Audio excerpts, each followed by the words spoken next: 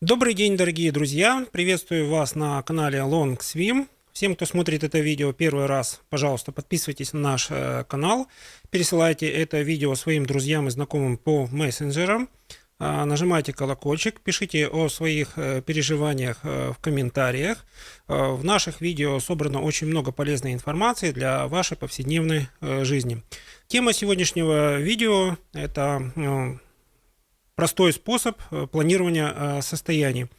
Видео будет включено в плейлист «Практика колеса жизненного баланса», то есть это та информация, которая позволяет нам, фактически сразу информацию, которая изложена в этом видео, применить к своей повседневной деятельности. И сейчас я давайте раскрою этот вопрос. Для того, чтобы находиться в состоянии 8-10 или 4-8, то есть состояние, где мы полны энергетики, нам нужно для себя понять, зачем нам это состояние нужно. Сразу начну с состояния 0,4. Это состояние нестабильное. Мы в этом состоянии не отдыхаем. В этом состоянии очень быстро расходуется энергия. То есть, если мы возьмем очень простую задачу, допустим, написать отчет или письмо любимой девушке или любимому мужчине в состоянии 0,4, мы это письмо будем писать где-то час, потратим очень кучу энергии, будем чувствовать себя усталыми, уставшей, усталой. Вот. Если мы будем писать письмо любимому человеку в состоянии 8-10, все слова, предложения, эмоции будут легко выходить из-под вашего пера, из вашей ручки, карандаша, вы почувствуете огромный прилив энергии. Вот так состояния влияют на выполнение различных простых или сложных дел. Итак, какие состояния мы будем планировать? Колесо жизненного баланса представляет собой 8 сфер, и в каждой сфере нам находиться в состоянии 0,4 это очень энергозатратно. То есть, если мы возьмем так, наглядно попробуем спрогнозировать наше КПД в состоянии 8-10 или в состоянии 0,4, то я могу вам сказать, что состояние 0,4 это КПД 8-12%, примерно как у паровоза в наше недавнее время. А КПД состояние 8-10, оно приближается там 70-80%.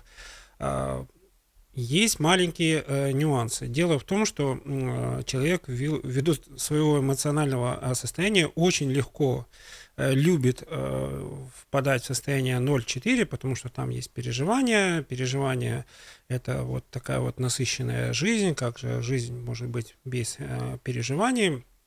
И таким образом вот в состоянии 0,4 сливается там минимум 1/3 вашей жизненной энергии, которую вы владеете в течение дня. И для того, чтобы не попадать в состояние 0,4, нужно понимать те сферы, где в эти состояния мы попадаем чаще всего. Сфера так устроена, есть там такие закономерности, мы эти закономерности не можем избежать. Итак, состояние 0,4, где чаще всего мы туда стараемся упасть, где это состояние чаще всего присутствует, это состояние отношения семья, друзья и окружение. Это связано с двумя факторами. Да? В отношениях и семьи каждый из тех, кто находится в этих состояниях, он в отношениях и ищет поддержки, где можно набраться энергетикой, где можно восстановить свои силы.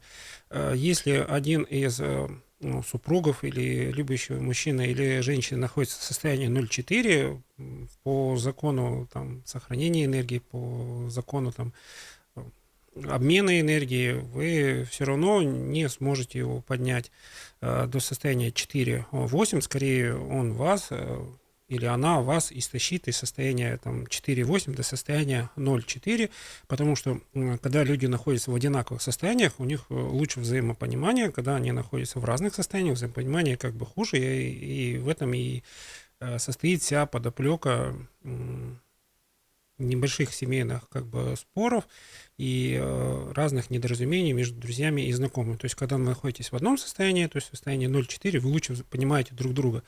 Но если вы находились в состоянии 4,8, ваш там любимый мужчина, любимая женщина себя, ну, вас не понимал, но вы были полны энергетикой, пожертвовав энергетикой, вы получаете как бы взаимопонимание, но это взаимопонимание не ведет как бы к действиям. Поэтому самый простой способ планирования состояний — это знать, в каких сферах колеса жизненного баланса вы набираетесь энергетики, то есть состояние 4-8. Всегда эти сферы держать заряженные для себя лично. Это видео, кстати, посвящено и мужчинам, и женщинам. Ну, 55% это видео, это именно для женщин. Почему? Потому что для вас, женщин, эти сферы являются очень важны, и поэтому плейлист попадает плейлист «Колесо жизненного баланса» для женщин. Итак, сфера яркой жизни, духовный рост и творчество, личностный рост, здоровье и спорт. Здесь, неважно, мужчина вы или женщина, ваше состояние редко будет иметь разную такую высокую амплитуду или резкий переход. Там переход из состояния в состояние идет очень-очень плавно, мелкими шагами. И если вы будете переходить, допустим, в сфере яркой жизни из состояния 8-10 в состояние 0,4, это не произойдет за один день. Это будет очень медленное падение в течение 6 месяцев. Вы постепенно можете заметить, что вы переходите из состояния 8-10 в состояние 0,4, когда вы уже вот в яркости жизни теряете силы, они уходят. То есть ваше состояние восторга жизнью сменяется состоянием страдания жизнью. Поэтому в колесе жизненного баланса рекомендуется диагностировать свои состояния регулярно. Идеально для тех, кто занимается колесом жизненного баланса, продвинуто, осознанно, понимая, что это такой проверенный инструмент, делайте это ежемесячно. Если вы колесо жизненного баланса чувствуете, что вот есть что-то полезное, хочу попробовать, а вдруг не получится, один раз в квартал вполне достаточно для того, чтобы вы оценили свои состояния. И в этом заключается очень простой способ планирования состояний. Вы почувствовали, что ваше состояние ухудшилось, на пару пунктов, на пару положений. Есть внутреннее ощущение, что состояние, с каждого месяца все хуже и хуже. Вы можете запланировать какие-то действия, которые помогут вам вернуть ресурс яркости жизни. То есть отдыхать нужно еще до того, как вы сильно устали. Здесь можно привести такой пример. Если вы находитесь в состоянии 8-10, то вы за зарядом жизненной энергии можете следить совершенно спокойно. Если практическая рекомендация 50% жизненной энергии за день исчезла, смотрим, что осталось за день, это применимо для состояния 0,4, потому что там расход энергии идет очень-очень большой, неважно, чем вы занимаетесь, неважно, как вы спланируете, именно состояние, именно эмоции отбирают вашу энергетику. Многие возразят, что положительные эмоции они наполняют, но в состоянии 0,4 вы в состоянии положительных эмоций находитесь чуть-чуть, точно так же чуть-чуть находитесь в состоянии противоположных эмоций, и этот переход из состояния в состояние, он требует много энергетики, и поэтому не удивляйтесь, куда вы ее тратите. Дальше, духовный рост и творчество. Если вы своим хобби занимаетесь регулярно, вы примерно будете находиться в состоянии 4-8. Почему? Потому что состояние 4-8 – это умение расслабиться, получить необходимый заряд энергии. И давайте вернемся к миссии состояний. В наших видео мы одну тему можем раскладывать несколько раз, но наши видео предназначены для тех пользователей, кто смотрит это впервые, и им, чтобы было легко погрузиться в деталировку состояния, я сейчас расскажу о миссии. Миссия состояния 0,4 – это больше страдать в жизни, двигаясь к целям. Миссия состояния 8-10 – это наслаждаться жизнью, двигаясь к целям. Состояние 4-8 – научиться адаптироваться к жизни без проблем, такое промежуточное состояние, когда уже проблема не является индикатором прогресса. Если состояние 0,4, проблема ее преодоления является для вас индикатором прогресса, то в состоянии 4,8 вы уже осознанно приходите к тому, что страдать в жизни не обязательно. В чем особенность состояния 0,4 для женщин? запишем по этому поводу и отдельное видео. В состоянии 0,4 женщины любят пострадать за других. Мужчина к этому меньше склонен, он такой более конкретный, более рациональный. Женщина, она считает, что если у меня как бы все хорошо, пострадаю я за тех, у кого как бы плохо, ну, и такое вот сопереживание. Это состояние 0,4 опасно тем, что вы тратите свою энергетику, и у вас энергии для достижения своих целей и задач, ну, не хватает. Вы перешли в состояние сопереживания, взамен получили то, что у вас для достижения своих собственных целей уже не хватает энергетики. Поэтому нужно восполняться, тратить время, яркость жизни, духовный рост и творчество, личностный рост, здоровье и спорт. В ссылке будет видео отдельно, которое посвящено 4 сферам, как восстановить свой ресурс для женщин, для мужчин. К этим сферам добавляется прокачка карьеры, бизнес и деньги. Почему? Потому что здесь легко проявляются мужские амбиции и конкурентоспособность. Мужчина заточен на то, чтобы конкурентная среда его больше мобилизовала. Женщина в конкурентной борьбе, она менее склонна ввиду, скажем так, миролюбивости ее характера и желания со всеми жить в мире и согласии. Итак, следующие нюансы миссии в состоянии 0,4. Ввиду того, что сил у женщины не хватает, они уже истрачены на эмоции, то есть женщина легко вовлекается в реализацию чужих идей и проектов. Поэтому очень важно для женщин, это более важно, ну, там, в 2-3 раза для женщин больше планировать свои цели, потому что в силу особенностей своего эмоционального строения вы склонны больше реализовывать чужие идеи и проекты. Если вы сначала реализуете в первую очередь по приоритету свои желания, проекты, и остается время, пожалуйста, можете реализовывать чужие проекты и идеи, это как бы хорошо, но мы всегда рекомендуем вернуться к форме наставничества, когда вы не сами реализуете чужие идеи и проекты, а помогаете людям реализовать их собственные идеи и проекты, при этом используете свой опыт. Наставничество – это передача своего опыта, своего способа решения задачи. Это будет более экологичное использование желания делать чужие вещи, ну, в собственное время. Итак, состояние 4-8 вы больше теряете, ну, в своих отношениях. Почему? Потому что вот в этой сфере.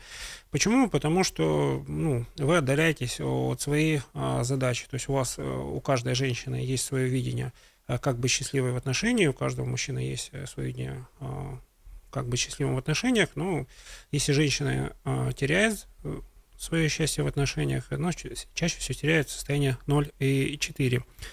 Следующая миссия в состоянии 4,8 – это равноправный взнос в отношения. Поэтому в отношениях, если вы длительное время с любимым человеком, с любимым мужчиной, с любимой женщиной находитесь в состоянии 0,4, вам нужно любым способом подняться до уровня 4,8, и в этом состоянии для вас открываются, ну, большие возможности для укрепления отношений. В состоянии 0,4 у вас меньше возможностей для укрепления отношений. И поскольку видео посвящено как бы к планированию, прежде чем решать вопросы, которые вас беспокоят в сфере семьи и отношений, вам нужно спланировать свое состояние до уровня 4,8. Самый простой способ, я его как бы вот плавно пытаюсь объяснить, это уделить сфере яркость жизни, духовный рост и творчество, личностному росту, здоровью и спорта ровно столько внимания, чтобы в этих сферах вы себя чувствовали на уровне 4,8. Это возможно только тогда, когда вы этим всем сферам будете выделять необходимое время, и для того, чтобы вам доказать, что это время не сверхфантастическое, а вполне реальное, давайте вслух порассуждаем. Для того, чтобы отдыхать, вам необходим отпуск примерно 14 дней один раз в полугодие. Для того, чтобы восстановиться один раз в месяц, вам достаточно 2-3 дня побывать в тех местах силы, ну, или в том событии, где вы чувствуете, что ваши силы восстанавливаются. И для того, чтобы в вашем графике 2 полноценных дня, вот суббота, воскресенье, ну, чаще всего, если у вас стандартный график работы, вы можете выбрать себе 2 дня подряд, вы сможете восстановиться. Один раз в полгода выбрать время, неделю или 2 недели для того, чтобы посетить те места, где вы можете просто отдохнуть, да, это все выполнимо, поэтому мы можем считать, что сфера колеса жизненного баланса, яркость жизни, она выполнима, и это все нужно запланировать заранее, желательно из этого года в следующий год, и постараться придерживаться этого плана. Следующая сфера творчество. Творчеству уделяем внимание минимум 2 раза в месяц, примерно 1-2 часа. Это вы можете найти для своего хобби 2 часа в неделю или там 4 часа в месяц. Это вполне выполнимо. Я думаю, что никто из ваших друзей, знакомых, близких не будет возражать, что ваше хобби это требует время, и никто не будет претендовать на это время. Следующий момент – личностный рост. 1 раз в год мы проходим обучение, профессиональное обучение, пускай это будет занимать как бы неделю полного погружения. Чаще всего других будет занимать 2-3 дня. Это тоже выполнимо, это можно спланировать. И вот у нас уже 3 сферы спланированы, и мы эти цели в следующем году можем как бы легко достичь. Сфера здоровья и спорт. Мы 1 раз в неделю уделяем внимание спорту. Наша двигательная активность поможет нам переключиться от однородности насыщенной трудовой недели. После 2 часов интенсивной физической нагрузки, пускай это будет бег, плавание или занятие йогой, вы почувствуете, что вы находитесь в том жизненном тонусе для того, чтобы выполнять все задачи. Для того, чтобы те, кто смотрит это видео и предпочитает как бы системный подход, видео тоже принесло какую-то пользу, и я вот этот вот вопрос для продвинутых и нюансы для продвинутых всегда оставляю во второй половине видео, потому что те, кто новички, им достаточно тяжело посмотреть это видео до конца, а те, кто продвинутые, они смотрят наши видео по нескольку раз, попытаясь как бы найти нюансы, пытаться разобраться, что же автор хотел сказать. Автор и пытается вам сейчас рассказать методику, да? Если мы планируем свои состояния от низкого к высшему, мы идем по часовой стрелке. То есть мы спланировали 2 сферы, которые требуют очень мало времени, но выполнение вот этих вот поставленных заданий является для нас легким. То есть мы выделили время, сосредоточились на это время, убрали все ненужные факторы, выполнили, и у нас получается, что в 2 сферах у нас всегда порядок и то, что нам нужно. Продвинутые пользователи чаще задают вопрос: хорошо, осталось у нас 4 сферы: карьера и бизнес, деньги, отношения, семья и друзья. И как здесь спланировать свои состояния, чему уделить приоритет? Давайте рассуждаем как бы вслух. В отношениях и семья мы больше всего теряем эмоции. Если мы не понимаем ценности своего партнера, мы стараемся через состояние 0,4 подстроиться под партнера или там посмотреть его реакцию, как он себя поведет, и после этого принять решение, считаем мы отношения долгосрочными или краткосрочными. Друзья и окружение, если находятся в состоянии 0,4, они постоянно будут с нами делиться своими нерешенными проблемами, потому что они в вас видят человека, который обладает большей экспертностью, минимум они от вас ждут откровенного сочувствия. В лучшем случае, о чем прямо просят, это просто помоги мне решить эту задачу или сделай эту задачу за меня. Вот на этот вот маленький нюанс попадает очень много людей, и поэтому я напоминаю, что если вы в состоянии 0,4, скорее всего, вы захотите помочь этому человеку, но помочь можно в форме наставничества, когда человек делает часть своей работы, вы помогаете своим опытом, можно за человеком что-то сделать или просто решить вопрос, это денежно, но это кардинально не решает ситуацию. Поэтому в этих сферах мы теряем много энергии, Поэтому, чтобы в 4 сферах не потерпеть неудачу, мы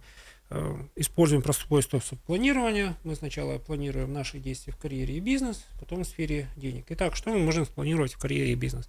Мы можем спланировать, пробуем и обязательно пытаемся сделать важный шаг. Мы планируем свой карьерный рост, то есть интересна нам следующая вышестоящая должность, или мы остановимся на той должности, в которой вы находитесь, или вы рассматриваете альтернативы в других сферах. Это обязательно нужно посмотреть. Просто, ну, допустим, в ноябре-декабре попытайтесь найти ту сферу, которая для вас будет интересна с точки зрения там, новых технологий, новшеств. Эта сфера считается перспективой. Эта сфера требует специалистов с таким опытом, как вы. Пожалуйста, здесь планируйте моменты, не стесняйтесь. Почему? Потому что если вы в возрасте до 40 лет, и вы чувствуете, что ваша карьера вот в рассвете, всегда нужно пользоваться теми возможностями, которые есть на рынке. Что мы планируем в сфере денег? В сфере денег мы обязательно планируем рекламу своей экспертности, рекламу своего безупречного опыта, продвигаем себя в социальных сетях, используем публикации в профессиональных изданиях, и вы заметите, что большинство людей, услышав о вашем опыте, они постараются сами вас найти. То есть, если в карьере и бизнесе вы вынуждены напрямую, косвенно или каким-то образом продвигать свой продукт, свои услуги в сфере денег в состоянии 4, 8, все, что нужно делать, это попытаться вызвать интерес себе, чтобы работать с входящей информацией, когда люди интересуются, некоторые восхищаются вашим опытом, и таким образом контакт является благоприятным для того, чтобы вы оценили, вам это нужно или не нужно, или можно воспользоваться шансом. Когда вот эти вот 2 сегмента спланированы, обязательно в ежедневнике. Почему? Потому что от сферы денег, от момента того, как вы спланировали продвигать свои товары и услуги, до момента поиска решения, как это конкретно можно сделать, происходит довольно-таки длительное время, там, от 3 до 6 месяцев, и может быть даже целый год. Чаще это всего связано с тем, что вы подаете резюме в открытый доступ, что вы там какой-то специалист готов работать за определенные деньги, сфера вам не важна, или вы просто говорите, что вы обладаете таким вот уникальным опытом, готовы решать сложные задачи, это новые стартапы, новые проекты, и в обмен на ваш риск и умение работать с неопределенностью вы получаете более высокий оклад, более стабильную должность, ну и признание в профессиональной сфере. И когда мы проработали сферу карьеры, бизнес и деньги, мы переходим к планированию взаимоотношений с друзьями, со своим окружением. Это для вас должна быть какая-то взвешенная позиция, когда вы понимаете, по какому принципу вы уделяете друзьям и знакомым время, то есть хотите вы этого или не хотите. Если вы хотите меньше общаться с друзьями и знакомыми, которые вас напрягают, грузят своими проблемами, или общение с ними для вас является каким-то трудоемким процессом, пожалуйста, сделайте 2 сообщества тех людей, в которых вам легко и комфортно общаться, где вы набираете сил и энергии, и 2 группа, те люди, которые заранее обращаются к вам за помощью, общение с ними не приносит вам как бы большой радости, и постарайтесь вот с группой людей, которыми у вас складываются счастливые, восторженные отношения, с ними больше общаться. И когда вы вот эту вот сферу друзья и окружения поймете, с кем вам лучше, когда встречаться, вы поймете, что вот семья и отношения уже получила какую-то определенную правильную практику взаимоотношений с окружением.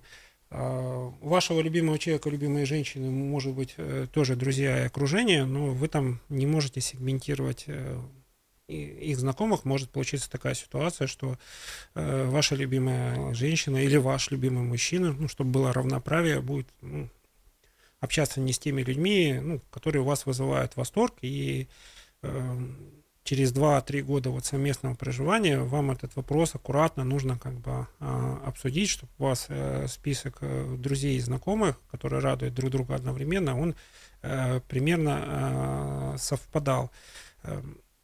Процесс этот трудоемкий, не лишен эмоций, но если вы это будете делать в состоянии 4-8, результат будет замечательный, потому что вы будете просто иметь список, вычеркиваете друг друга карандашом тех людей и надпись, почему для вас это неприятные моменты общения, и у вас останется список тех людей, которые вам приятны. Колесо жизненного баланса Longswim в своих методических рекомендациях рекомендует каждый год наращивать новых друзей-единомышленников, которые вас радуют. А это сферы, в которых женщина наполняется эмоциями. Это может быть новые занятия спортом, это могут быть новое участие в соревнованиях.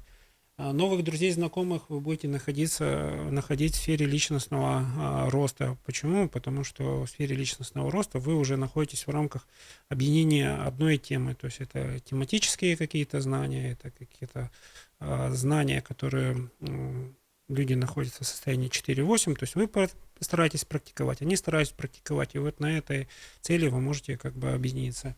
Желательно с любимым человеком найти какой-то новый вид хобби или творчества, который будет для вас одинаково незнаком. То есть вы в это хобби должны зайти почти одновременно. Это может быть каллиграфия, это может быть какой-то вид творчества руками, но здесь вы должны находиться в равных стартовых условиях. То есть вы должны попробовать, и вы должны как бы понимать, что вы этим занимаетесь для того, чтобы вы с любимым человеком, любимой женщиной, любимым мужчиной находились на одной волне. И в сфере яркости жизни постарайтесь перейти и обсудить те моменты, когда вы можете отдыхать отдельно, когда вы можете отдыхать совместно. Самый лучший результат, когда у вас будет совместный отдых, увеличивать ваше состояние.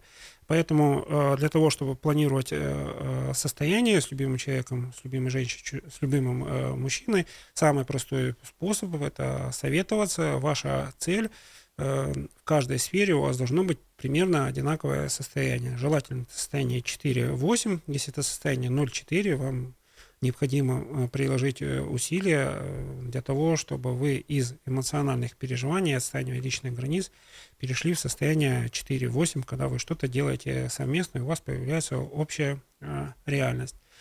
Тем, кто смотрел это видео до конца, я всем желаю хорошего дня. Вы набрались нового опыта. Если вы набрались нового опыта и знаете сферу личностного роста, переходите в состояние 4-8, что-то предлагайте своим друзьям и знакомым.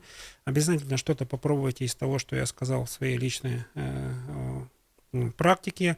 Если у вас что-то не получилось, пожалуйста, пишите в комментариях, просите помощи у сообщества. Если тематика будет острая и вы ответа не найдете, мы постараемся выпустить видео, которое войдет в плейлист «Практика колеса жизненного баланса». Всем желаю хорошего дня, у вас все получится, я в вас верю.